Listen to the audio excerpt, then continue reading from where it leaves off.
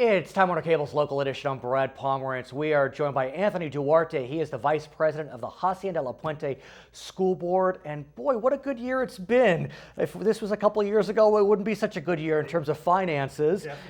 There's no doubt that school districts are seeing more money come in as a result of Prop 30, Prop 39, better times. Correct. You had about $15 million spent to upgrade that district of yours. Just this last year, the board took action in dedicating $15 million worth of projects.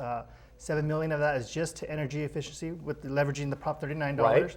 We're going at 6 school sites, and by doing some energy projects at those 6 school sites, we're going to reduce our costs by $500,000 a year. Wow. That's 45% of our energy usage just at those 6 school sites. So that money that you spent will amortize really quickly, it seems. Yeah. And I understand you're bringing more staff on, is that right? Through this Correct. $15 million?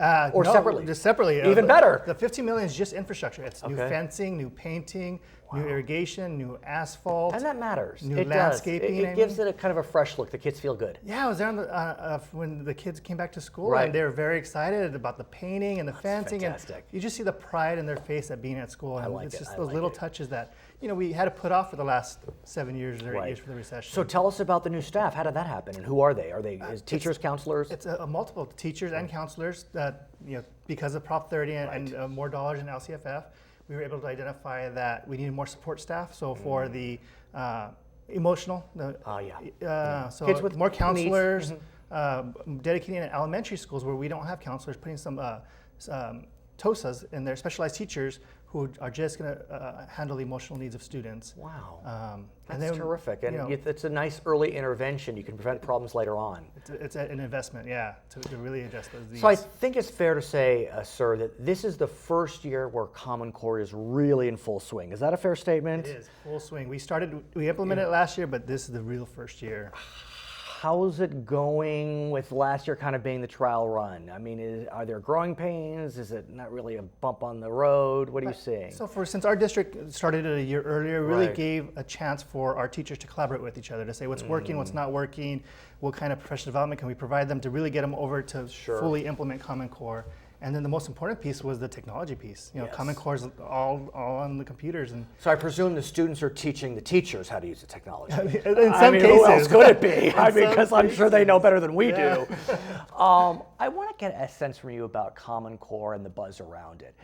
It seemed like there was a lot of excitement behind it, but then some of my friends that are part of a certain viewpoint that tend to be on the right wing have come out pretty strongly against Common Core.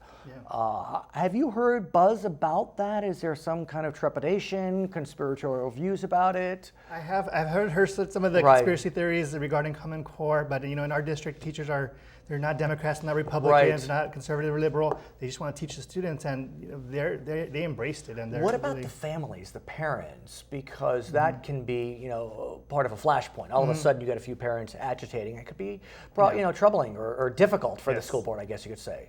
I've seen it in other districts, but we haven't had that experience in Hacienda-La Puente. When we look also at Common Core, we look at LCFF, which is local control funding formula. That also is now in full swing. Yes. More funding coming down, especially targeting certain groups. How's that playing out so far?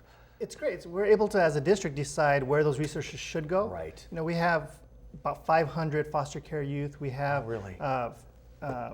English language learners. Large percentage of English language learners, Right. 500 homeless youth that we have identified, and be able to put the resources dedicated to those students to make sure that they have a better chance of succeeding in school is important. Yeah, it's a good time to be at Hacienda-La Puente. It is. Lots of new and exciting developments, no doubt, new teachers, new construction, new infrastructure. His name is Anthony Duarte. He is the Vice President of the Hacienda-La Puente School District. I'm Brad Pomerance. It's Time Warner Cable's local edition.